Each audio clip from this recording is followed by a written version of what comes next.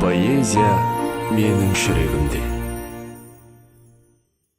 Қара суық, қараша, қала күзі, екі тағдыр көрдім мен, нала жүзі, екі жетім, жоқ үйі жоқ азығы туа салып, тауқымет тартатындай, не жазығы бар еді, не жазығы. Соны ойладым, қалтырап күз қойнында, көп ойладым, оранып мұздай мұңға, құшақтасып жатты олар, ешкімнің де хақысы жоқ дегендей бізді айыруға. Ағасының білегін жастанып ап, жатты інісі, жанарын жасқа бұлап, қос мұңлықты елейдің ешбір жан жоқ, дала қала қалғандай бос қаңырап. Тарықса да таба алмай түнер орын, тағдырының күрделі күрес жолын жазғырмайды ешқашан.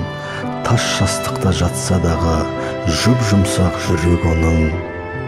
Ал біздіңше қайтеміз босқа илағып, кейде күпір қыламыз жастай налып, құш жастықты құшақтап жатсақ дағы жүрегіміз барады-ау тасқа айналып.